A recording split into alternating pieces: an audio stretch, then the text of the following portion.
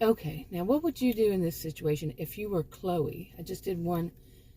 What would you do if you were her twin sister, Zoe? Now, Chloe is the evil twin. Okay. Okay. Now, Chloe works as, at first she was basically a barmaid. Then, more recently, in 2020, she wound up becoming the bartender at this bar and grill.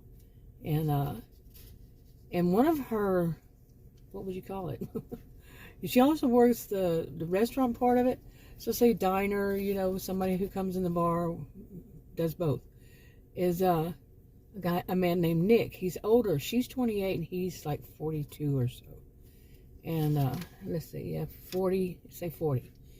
And he comes in the bar pretty much, on a regular basis. And he's always talking to her, really nice to her and everything. And she's not married. She doesn't have a boyfriend. And he just seemed like a man who was everything she wanted a man to be, and that she would eventually marry. Now, like I said, she is in a dysfunctional family all around, but she is one of the dysfunctional people in the family who is always, quite often, not always, but often picking on her twin. The fraternal twins are not identical. And she was born first. She even uses that. She was born, minutes apart? And Chloe was born a few minutes, and so she lords it over her sister. And her sister finally had just said, I don't want to have anything to do with you. I really don't. I want to, be on my own. 28 years old, they both are, of course. And no.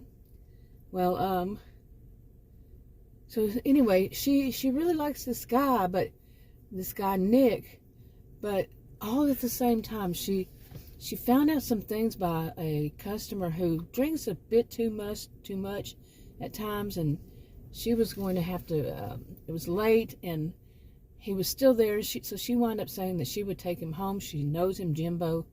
She knows him. He's married, and all this, and has a daughter, little around her age.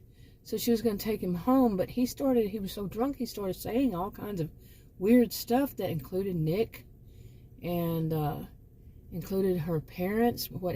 They had just left the family years before. They just left, and they said, y'all are on your own. And one of them was an adult, and they never pursued it. One was an adult, so the adult took over the family. She didn't want to break up their family. She didn't want to tell anybody. Parents were gone. She just took over. And anyway, so this Jimbo, he started telling her a lot of stuff, and including that there was something very strange about her parents' disappearance. He hinted at it was a disappearance.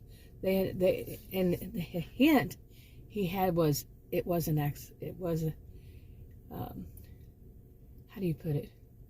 It was a missing person kind of disappearance, not just their parents saying, "Hey, we're gone, and we're gonna go and live a new life somewhere else." Yeah, you see what I'm saying? Okay, and then he kind of let out. Now, mind you, he's very drunk, and so he's slurring and he's just kind of mumbling stuff out. It's not really all that clear, and no matter what she says, can she make it all that clear?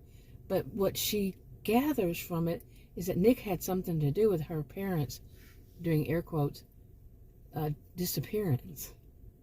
What would you do? Well, now Chloe, she just took off and went to her sister Zoe's, which was way across the county. But what would you do? Okay, wrapping it up.